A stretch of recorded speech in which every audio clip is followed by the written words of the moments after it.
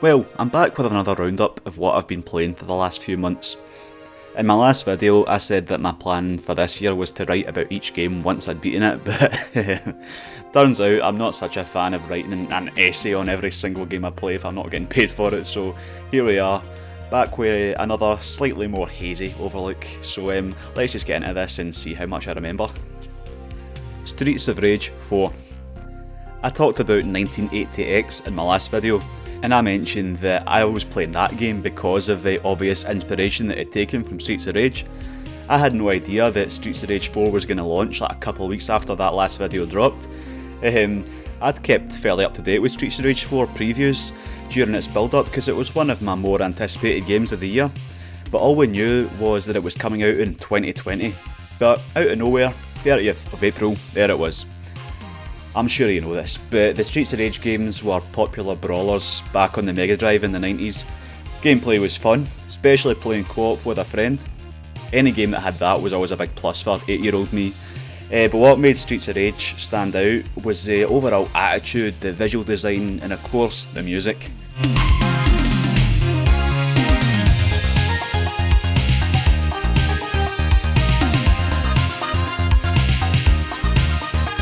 The original Streets of Rage 1 has one of my very favourite gaming soundtracks, so my expectations were quite high for Streets of Rage 4, but at the same time I knew what I was getting myself into. You know, times change, games change. A horizontal scrolling beat 'em up isn't exactly what you'd call AAA these days, but I didn't care about that.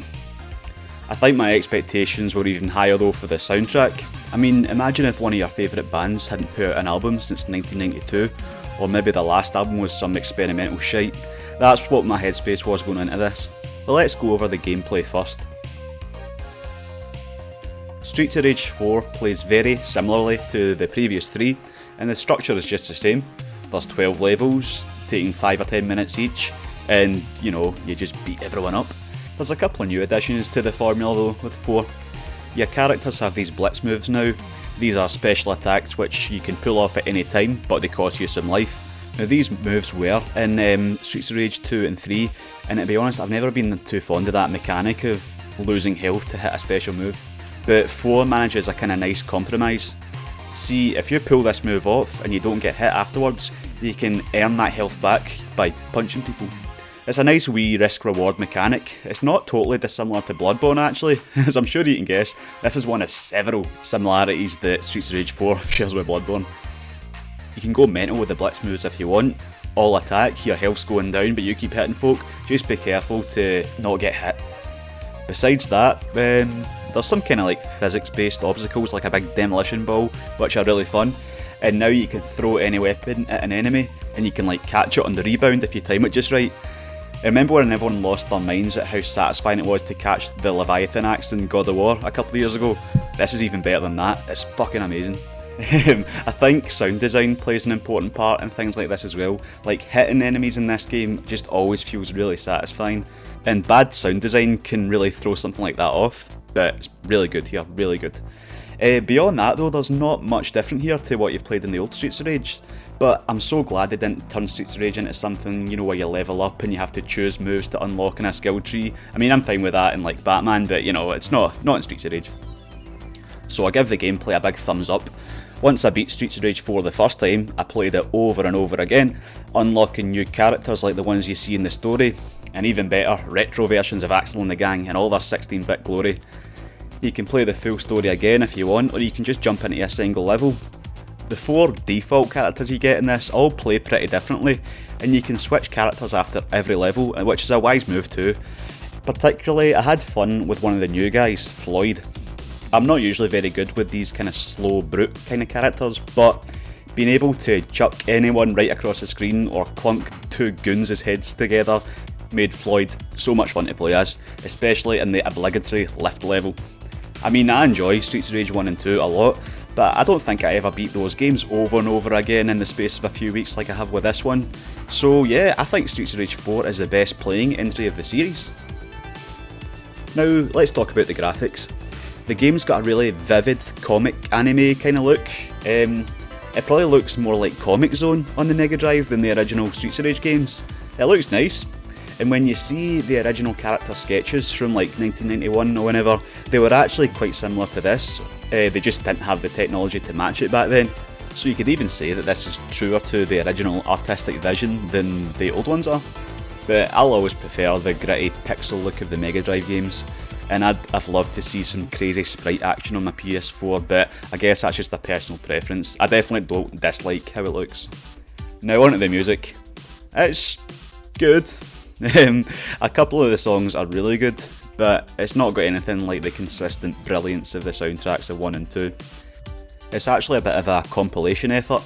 So you've got the main composer, Olivier Derivière, what a name by the way, doing most of the main level music, and then you've got guests doing like most of the boss themes. Then you've got Yuzo Koshiro, who he did the soundtracks for Streets of Rage 1, 2 and 3. He composes like the first few songs you'll hear in the game, like, you know, the main menu music, the character select, the first level. It's actually a pretty cool idea. It's almost like a passing of the torch and like easing the transition from Yuzo to Olivier Derivière. But even Yuzo's stuff isn't up to his high standards here for me. I mean, it does sound like Streets of Rage music brought up to date, and like I said, there's some really good stuff, and it's still one of the better soundtracks you'll hear this year. I'm listening to it as I write this, but I guess my expectations were a bit too high here, and there's nothing as good as that Beating Heart tune from 1980X, which is funny because that was obviously trying so hard to pay homage to Streets of Rage. But hey, there's always the option to stick the old tunes on instead with the retro soundtrack mode. That was a great idea. What's weird about it though is, for the Streets of Rage 1 music, it's only the Game Gear or Master System versions that you hear, whereas for the Streets of Rage 2 music, it's the Mega Drive. I don't know, what's that about?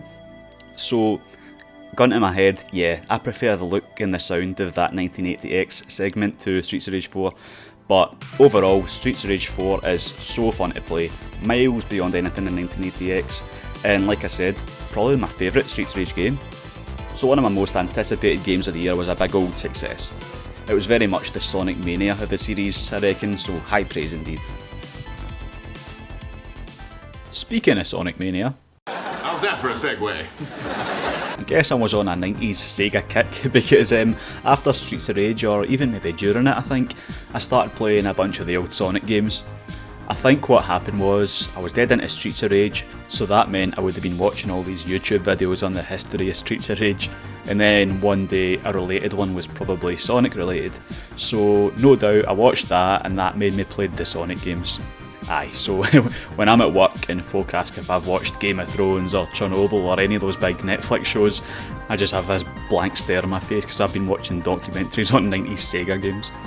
But with that being said, I don't think the Blue Bomber needs much introduction. I was always more of a Sega kid than a Nintendo one, which I think was more common in the UK/Europe than it was in America. I know they love Sonic in America, but I think he's maybe a little more dismissed over there as well.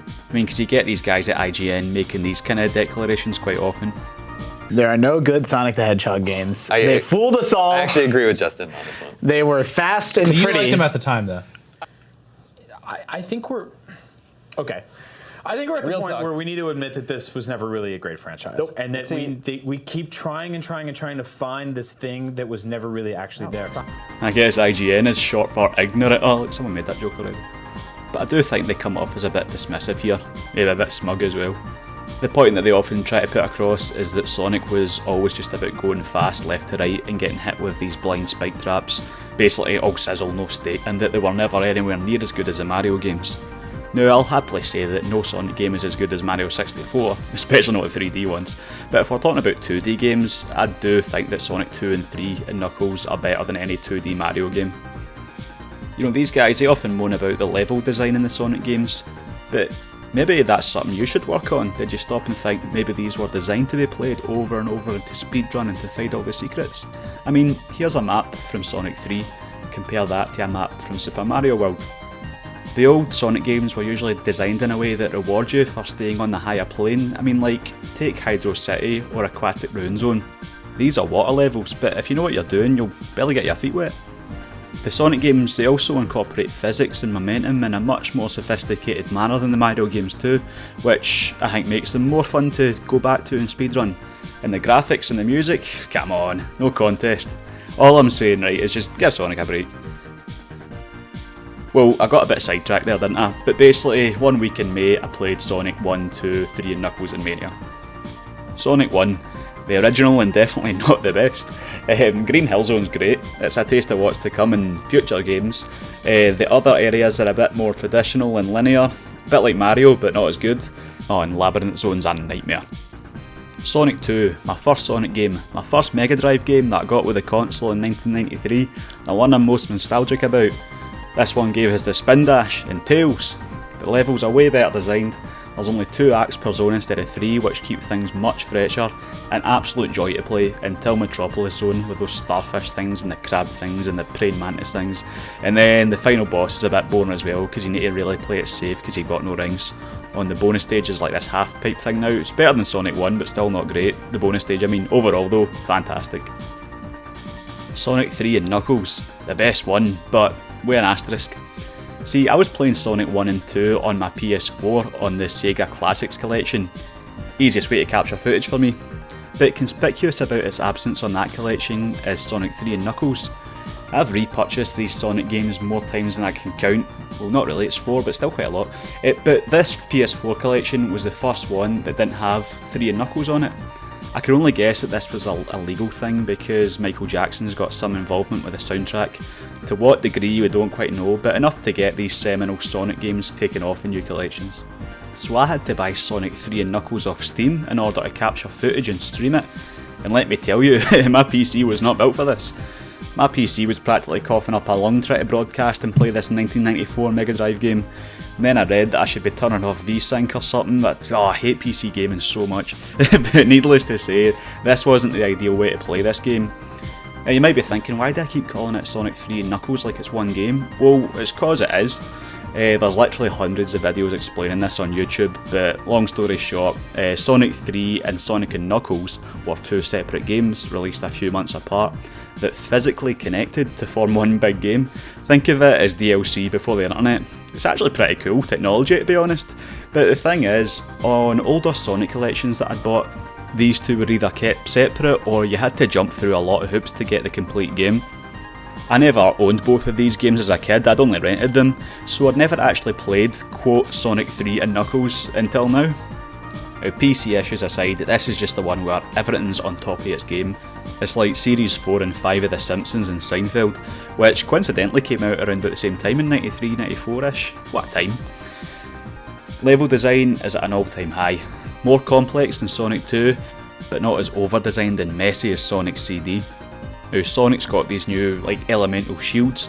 They give him special offensive and defensive abilities. Tails can properly fly now, and you've obviously got Knuckles who can glide and climb walls and stuff. You've got mini bosses, you've got a bit of story, it's quite subtle, there's no dialogue or anything, but there's more set pieces, and the soundtrack is just one of the very best. But yeah, it's just a shame I had to play it on PC. And then finally there's Sonic Mania, my second favourite game of 2017. So after about 20 years of bad Sonic games, I assume them anyway, I only played a couple of them, we finally got a return to proper 2D Sonic. If there had been a Sonic game on the Sega Saturn, it would have been Sonic Mania. An absolutely stunning, smooth 2D powerhouse, doing things that would never have been possible on the Mega Drive. It's mainly made up of levels from the original trilogy, the Knuckles, and they're remixed a little, and there's a handful of new levels too, which are just as good. What I did differently this time though was play the Encore mode. Encore mode is like a DLC that I'd not played before. I picked it up for a couple of £2 here. With Encore you play through the game again, but some of the levels look a bit different. You've got some different routes, some of the object placement's different, and you get 2 more characters to play as, Mighty the Armadillo and Ray the Squirrel. I'd never heard of these 2 guys, but I love Ray. Mighty's got this ground stomp thing, and he doesn't get hurt by spikes either, and Ray's got this dive bombing ability that makes him like a speedrunner's favourite.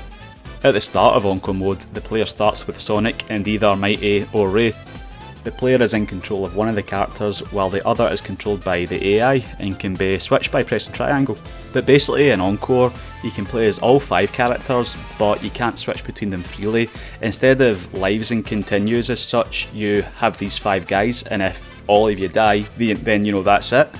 But it's a real fun way of having a go on everyone really, and keeping it fresh from stage to stage.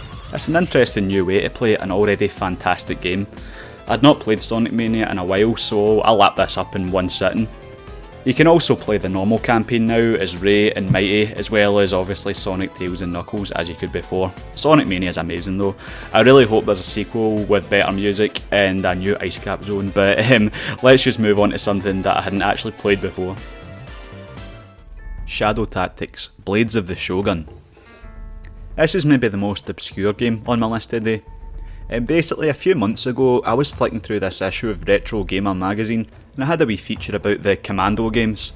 These were these isometric stealth strategy games from the early 2000s set in like World War II, where you'd play as a group of characters who would each have their own kind of set of special skills, with the goal usually being to kill someone, save someone, escape somewhere, that kind of thing. The game was split into different missions, each one with like their own huge map. Now I had Commandos 2 on the PS2 way back when. I don't think I ever got past like the third or fourth mission though, it was really difficult. It wasn't exactly built for the PS2 either, I remember it struggling quite a bit, but I always really liked the idea of the game. So this article made me think, oh man, I'd like to play that game again. I wonder if there's any like remaster or something coming to PS4, or if I can play the original on Steam.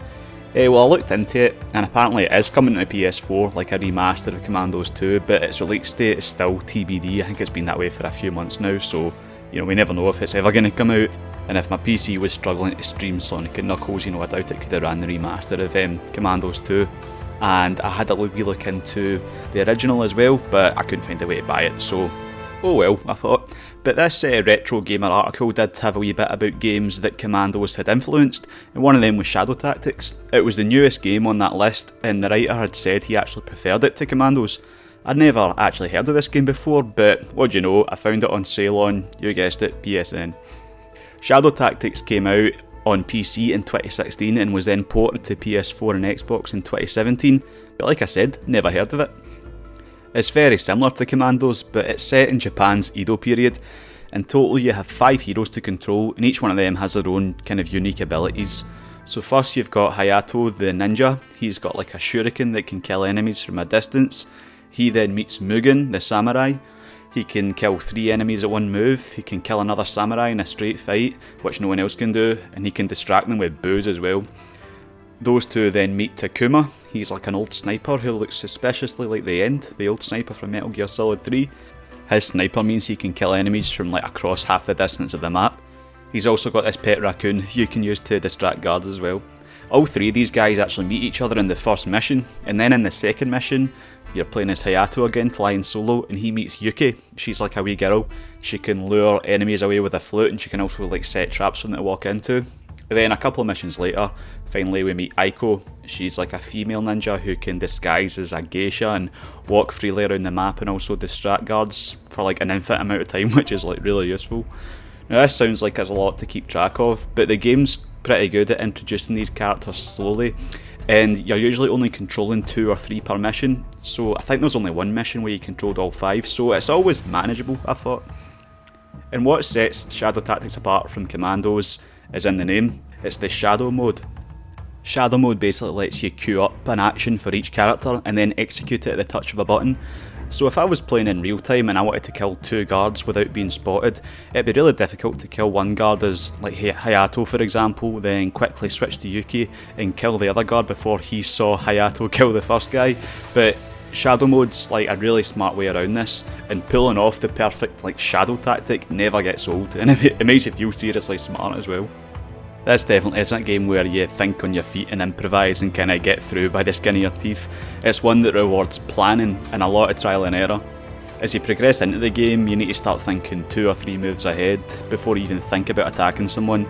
You need to think about the guy that would see you kill the other guy, and then the guy that would see that. And they tell 2 friends, and they tell their friends, and so on, and so on, and so on. Because once you get spotted, it's basically game over. Not literally, but it might as well be. Even if you escape, they send out reinforcements that stay on the map for the full time. I mean, it's hard enough already, you've got no chance next with these extra patrols going about. Thankfully, not only does the game let you save at any time with the press of a button, the big touchpad in the PS4's case, it also reminds you if you've not saved for a couple of minutes, and that's something that looks quite intrusive at first, but the further you get into it, the more you appreciate it. But the level design is just so good here. There's always an option that you might have missed out at first, It seems merciless at times, but then maybe you try it out with another character, or you try two of the characters at the same time, try to tackle it, and it just opens up from there. Some of these missions took me upwards of 3 hours, but I barely ever got frustrated. I was just so hooked on the game where I'd lose track of time, and that hardly ever happens with me nowadays, to be honest. One other thing that separates this from Commandos is that it's actually in 3D, and you can rotate the camera 360 degrees. Commandos only gave you 4 different isometric viewpoints, and it was always a bit disorienting when you flip the camera and you try to get your bearings again.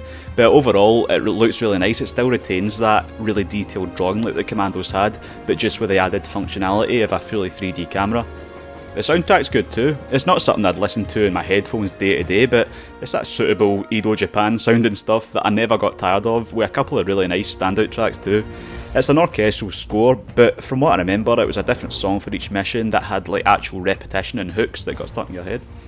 There's voice acting too, but do yourself a favour and switch to the Japanese voices. The English ones are, well... Bird's voice. Wake up, little trap. Wake up, little tune. The same phrases get repeated over and over. It doesn't really bother me in Japanese though, because I don't understand it and it just sounds cooler. So, Shadow Tactics was a big surprise for me. It took me about 30 hours in total. I wasn't expecting that. It's the kind of time I put into a big budget AAA game, but not many of them hooked me like this one did. Honestly, the way I've described it, and the footage you're seeing don't really do it justice. It's hard to make it look and sound exciting. You're better off really just trying it yourself and seeing if it works for you. The controls are a bit fiddly on PS4 too. It was obviously made with a PC in mind, but if you get past that and you're a fan of stealth, and I mean like proper brutal stealth, I think you'll enjoy this. I don't even know what kind of genre to class it as, but it's just extremely my kind of thing, and one of my favourite games that I've played recently. And now on to another stealth game, but one that couldn't be more different.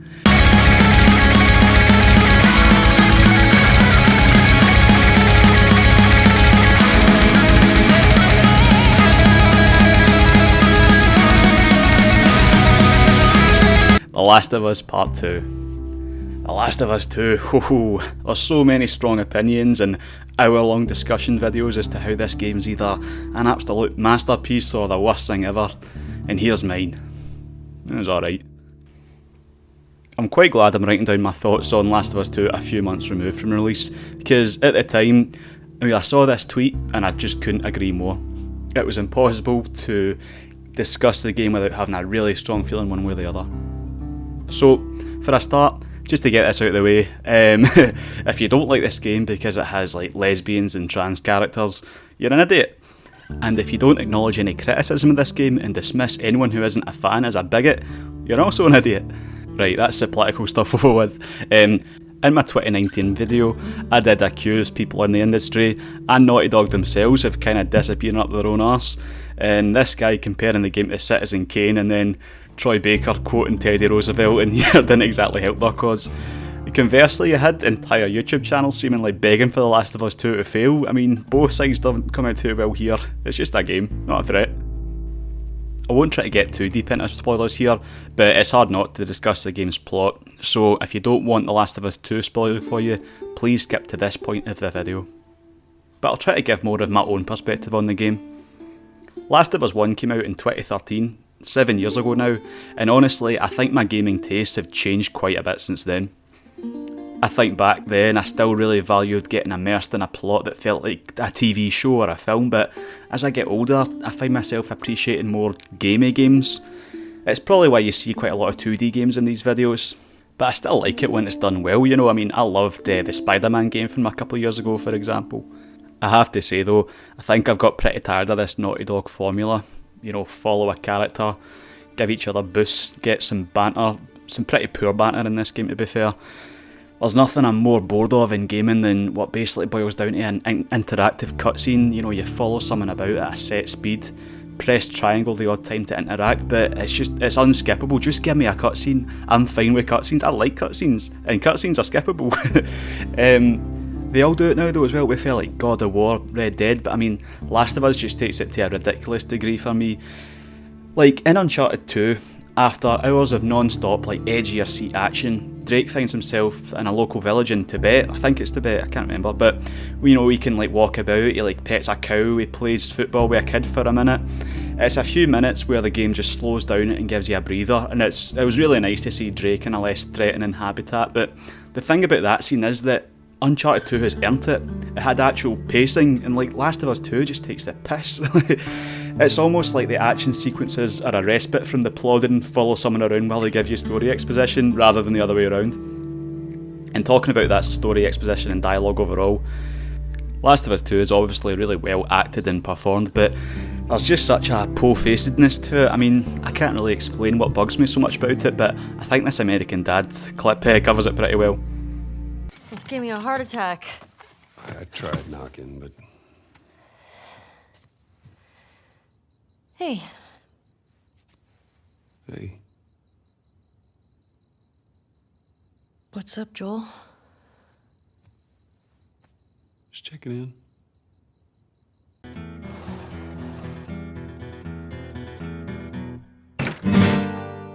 Are you the piñata man? See, he waits so long between words because he's good. And I don't know what happened with Naughty Dog. I mean, they used to write these really likeable characters. I've got a feeling that this was like Amy Hennig's doing. I've got no proof of this, but Amy Hennig basically wrote the early Uncharted games and left Naughty Dog in the middle of Uncharted 4 getting made. And I think I definitely prefer her writing style over Neil Druckmann's, although I'm not exactly certain where the credits lie in these games. Last of Us 2 introduces you to a lot of new characters, but I didn't really like any of them. I mean, Abby and Lev were okay. They're the only two that had a decent bit of back and forth between them. But I mean, Abby's pals and her dad, oof. You can visit. Oh, you sure? Not really, actually. See how nice you are to me first. You're a dick. Not a great start. What is this place? Well, clearly this is some sort of theater, but for fish. What? Are you a rooster? What? I'm a wolf. That's my wolf howl. You're an idiot. Yeah, but you love this idiot, so, I mean, what's that say about you? Owen and Mel, on the face of it, they're two of the, let's say, maybe less evil characters in the game. I absolutely hated both of them. And even Abby's dad, probably one of the most morally kind of good characters, just annoying. Now, the story that everyone was so annoyed at, I actually liked, but not in how it was told. One of the most common complaints when this game came out was that it was too long, and I couldn't agree more. There's so much padding, and I definitely could have done with it being about 5 or 10 hours shorter. I mean, it's 30 hours. So about halfway through the game, I was playing as Ellie, enjoying it quite a lot. Then I switched to Abby. Absolutely no problem playing as Abby. Problem was, after getting to a decent amount of gameplay with Ellie, all of a sudden I'm back to slowly walking about, pressing triangle for exposition with Abby, learning about these characters that I couldn't care less about. You can't do this halfway through the game, you know, it's bad enough doing it for a couple hours at the start of the game, but you can't do it once you've been properly playing it for like 10 hours. And then you start kind of levelling up, gaining new skills and crafting and stuff with Abby, and you're left thinking, man, I'd just done all this build up with Ellie and with no payoff, and now I have to do it again with Abby too. Loads of people were annoyed at having to play so much of the game as Abby, and were upset at choices Ellie makes, and Joel's fate as well. That didn't really bother me. I mean, I thought Abby was fine, and I was never that attached to Joel and Ellie to begin with. They do a better job of the old switcheroo here than Kojima did in Metal Gear Solid 2. I mean, at least in this, there's an even split, and you get to finish this game as Ellie, as opposed to playing for 2 hours with Snake and the next 10 with Raiden in Metal Gear. We're now on to the gameplay. It's really similar to the first games really, quite the opposite of Shadow Tactics. This one's not really about carefully planning your attack, and it's all about improvising and thinking on your feet, and I have to say I think the game does a really good job of this. Like when the shit hits the fan and you're on the run, bricking a guy, firing your bow, squeezing through gaps, smashing windows, it's really fun. It almost looks scripted, which is like testament to how well this all flows together. Well, my initial worry about Last of Us 2 when I saw previews that it seemed to be fighting humans a lot more than fighting monsters, or well, the infected, and fighting humans was much less fun than the infected in the first game thanks to the shooting mechanics and enemy AI being a bit wonky and like the cover system basically being non-existent. Unfortunately this is the case in 2 as well. You do fight humans more, but they have at least improved the gameplay a bit. The shooting mechanics do feel better, but they're still a far cry from something like Doom or Call of Duty. Now you could say this is all on purpose, but for a linear game with this amount of time and money behind it, I don't know, it's kind of unforgivable really. I'd like to see Naughty Dog just go out and make like the slickest cover shooter of all time, just to shut pricks like me up, but I'm sure they could do it as well, but they haven't yet. Like I said in last year's video, Bluepoint made the Uncharted games even better by improving the shooting in those remasters. Like I said, shooting is better. Ellie and Abby can also dodge now too, and you can go prone. What I also like in this game, something Naughty Dog haven't done in ages actually, is actually spend some time alone. They're often so obsessed with having an AI buddy with you at all time to give you boosts and a witty retort, and it was a nice change of pace here, I have to say. I've been missing that since Uncharted 1. It doesn't bother me as much when I like the characters and banter, but Last of Us 2 doesn't really give you that, beyond like a couple of funny moments between Abby and Lev.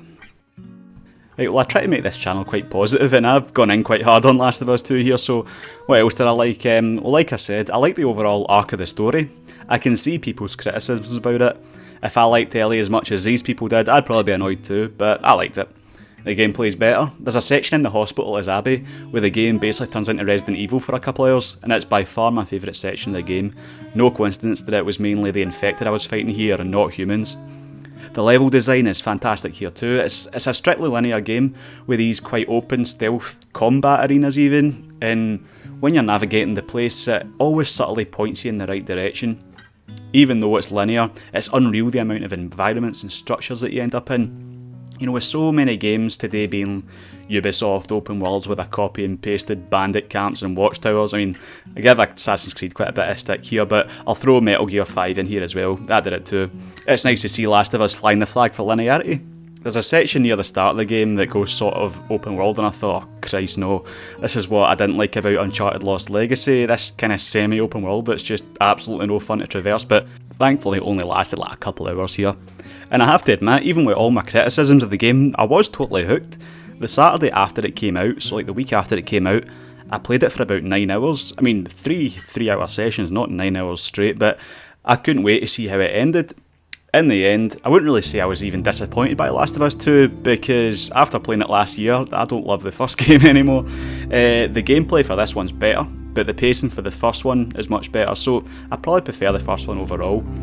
If rentals were still a thing, I'd say Last of Us 2 is a perfect rental game. I'm not surprised at its record sales, but I'm equally not surprised at its record number of returns as well.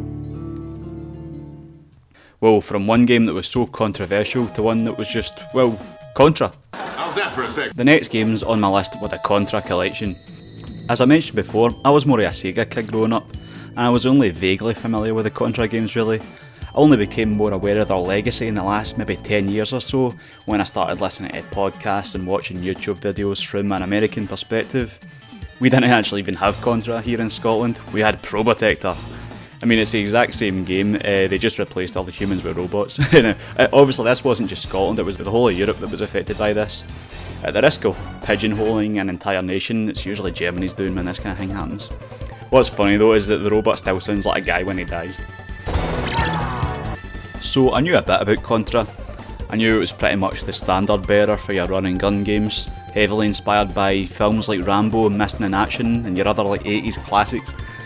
I knew it was notoriously difficult, and I knew it popularised the Konami code, that code that gave you a lot of extra lives across a bunch of different Konami games. My first go on a Contra game came a few months ago. I was messing about on my SNES Mini, just looking for something to play for like 20 minutes or so until the football started. So I started playing Contra 3, and then, yeah, it was really hard.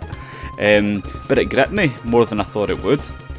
To be honest though, I do struggle a bit with that SNES Mini, having to sit so close to the telly because the wire for the controller's so short. A few weeks later, I noticed the Contra Collection was on sale on PSN. Honestly, how many of my stories start that way? But anyway, it was really cheap, so I took the plunge. Similar to Street Fighter last year, I decided to play through this collection live on Twitch. Not all the games mind you, just the two NES ones, the SNES one and the Mega Drive one. So, starting off with the original Contra. It was pretty much what I expected it to be really, the prototype run and gunner. It was definitely hard, but maybe not quite as hard as I'd expected. I should say though, this collection lets you save at any point during the game, and I'll happily admit I abuse that system to death on all these games. I doubt I'd be able to finish any of them playing the conventional way. Before, I was save scumming so much though. What I did appreciate replaying these levels over and over is how good you get at them. I think that's something we've lost a bit in modern games, apart from, you know, the Dark Souls and Bloodborne games. They replicate it well. But aye, Contra's got horizontal scrolling stages, vertical scrolling ones, kind of fake 3D ones. You've got different weapons like a machine gun, flamethrower, spread gun. Keeps the variety up quite well. I did find the control a bit, I don't know if like sticky's the word, maybe a bit unresponsive. It's actually an issue I found with a few NES games just in general. I remember a similar feeling when I was playing the Mega Man games and the Mario games fairly recently. But overall, a decent game, yeah, pretty much what I expected. But now on to Super C, which took me by surprise a bit. I don't hear people rave about Super C nearly as much as the original. And it's a weird name too, like it's called Super C, but the arcade one's called Super Contra. And it's called Super C, but it's not on the Super Nintendo. It's like if Contra 3 was called Contra 64 or something. But yeah, you don't hear much love for Super C, but I really liked it. It's just better than the original in every way. It's a lot busier. There's just always enemies rushing in at you, but not in like an overwhelming way, just in a kind of engaging way. The controls felt more responsive to me too. The hit detection felt better, especially with the spread gun. Oh, the spread gun is your best pal in this game, I'll tell you. And those like fake 3D levels from the original, to be honest, they're a bit of a boring slog to get through. They've been replaced by these top-down ones that are a bit like Commando, miles better. So if you only play one Contra game on the NES, don't go for the big name, go for Super C.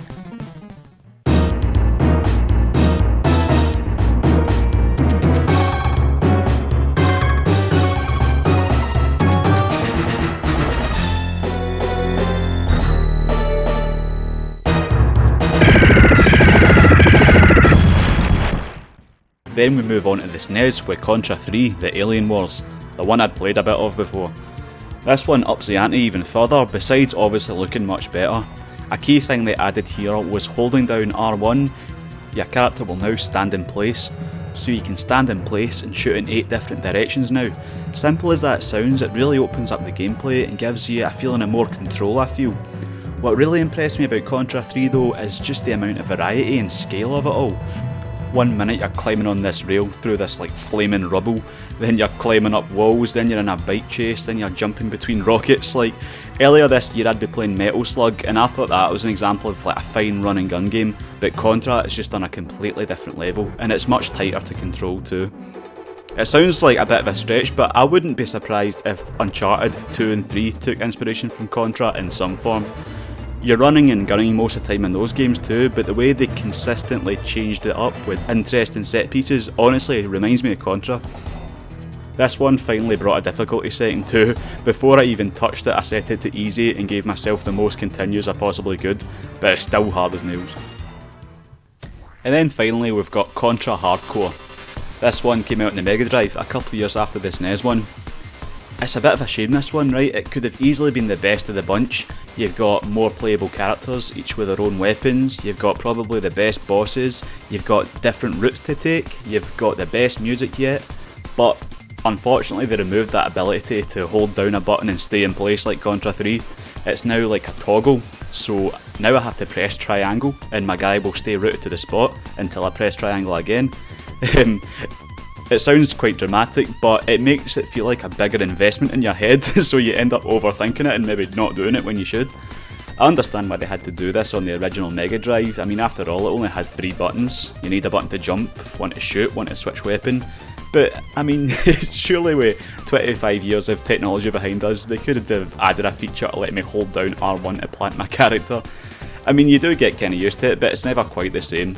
I don't want to sell this one short though, it's still really fun, really hard, really addictive, and it's still just got that great variety and fun factor that Contra 3 had, so another really good game. There were a couple of other games in this collection, Game Boy and arcade ports, Japanese versions, aforementioned Probotector and so on, but I didn't really see myself enjoying those much, but I was enjoying these games overall, so then I went on to one that I had my eye on for a while.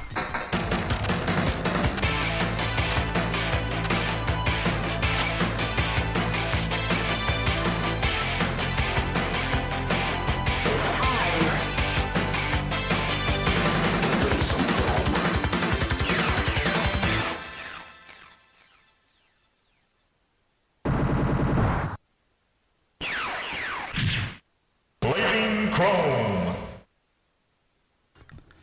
So just like with Bloodstained and Castlevania last year, Blazing Chrome is the Contra game that the fans want and that Konami refused to make.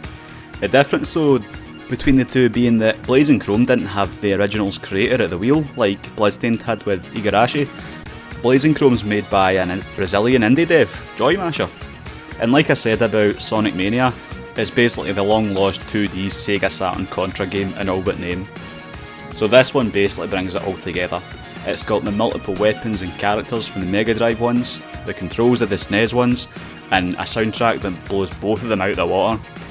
Blazing Chrome probably shares the most with Contra Hardcore, the Mega Drive one, because it looks more like a Mega Drive game than a SNES one with that kind of grimy feeling sound. Oh, that's a good thing by the way.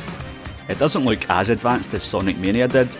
Most of what you see could probably be done on a SNES or Mega Drive, but there's definitely some that couldn't. Huge sprites, scaling and rotating at a rock solid frame rate. That would have brought the 16-bit consoles to their knees, trust me. And there's those pseudo 3D stages as well that are handled really smoothly. It's roughly the same length too. Took me about 4 hours at first, but it can take a decent player under an hour once you get to know the levels better. It's just as hard as the Contra games, but it's less punishing if that makes sense. The Contra games had a limited number of continues after all, which led me to start saving every 2 minutes the further I got into the games. But Blazing Chrome has infinite continues, which I think you can turn on and off. It's also got mid-mission checkpoints, which are a godsend. The SNES and Mega Drive Contra had these too, but Blazing Chrome saves that checkpoint with your infinite continue, so it saved me from having to manually save, and it's just a bit more user friendly. Concessions that you'd expect with a modern game. Beyond that though, it really is just like those last two Contra games that I was talking about. So there's not much else I can add besides I really liked it. I like that the main character smokes too. I don't think you see that much in AAA games nowadays, and like I said, fantastic soundtrack. And overall, you know, I just think it's cool we got this game in 2019 from an indie studio in Brazil, you know. I don't want to say that Blazing Chrome is objectively better than the Contra games since it owes pretty much everything to those games, but I would say that it smooths out some of the rough edges to a point where I would probably recommend this over the Contra games to a newcomer. But I really enjoyed playing through these games like chronologically to see what advancements were made. So count me as a newfound Contra fan, but don't see myself playing that new one anytime soon.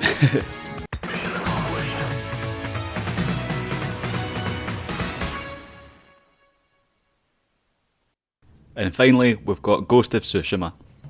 I think everyone was a bit surprised when Sony announced that Ghost of Tsushima was coming out just a few weeks after Last of Us 2. Both of these games were in development for so long and were so eagerly awaited. There were a few alarm bells that maybe Sony were just sneaking Ghost out in between Last of Us and the PS5 coming out, and then it wasn't really going to be anything special. But the overall, I'd say, negative public reaction to Last of Us 2, relatively speaking obviously, has actually worked in Ghost's favour. After all the discussion around that game, and you know, all the "are games treated as art? Does a game have to be fun to be great?" Along comes this fun, stylish, responsive ninja samurai game, and we all remembered, oh yeah, these are the kinds of games we like. Ghost of Tsushima is a open world action adventure game set in Tsushima, an island in Japan, during the Mongol invasion late in the 13th century. You play as Jin Sakai, a samurai whose goal in the game is to put a stop to this Mongol invasion. So Jin's been raised by a samurai by his uncle, but in order to defeat the Mongols he needs to resort to tactics like assassination and poison that samurai would disapprove of and eventually become the Ghost.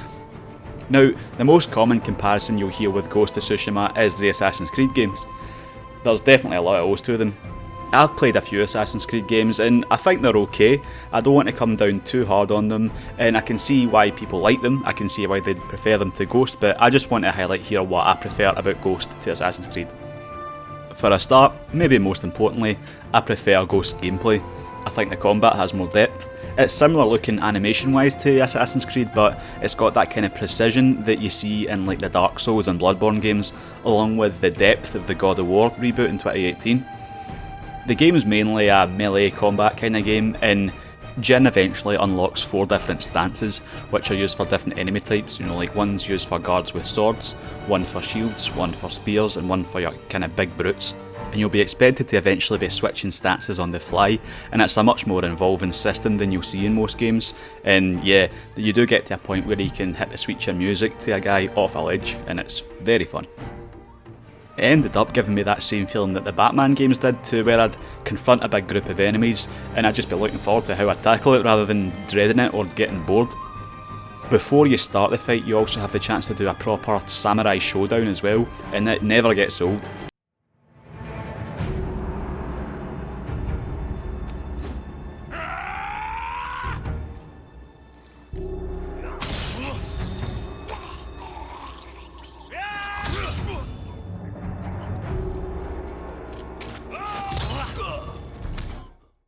It never gets too easy too though, sometimes you only have a split second to react.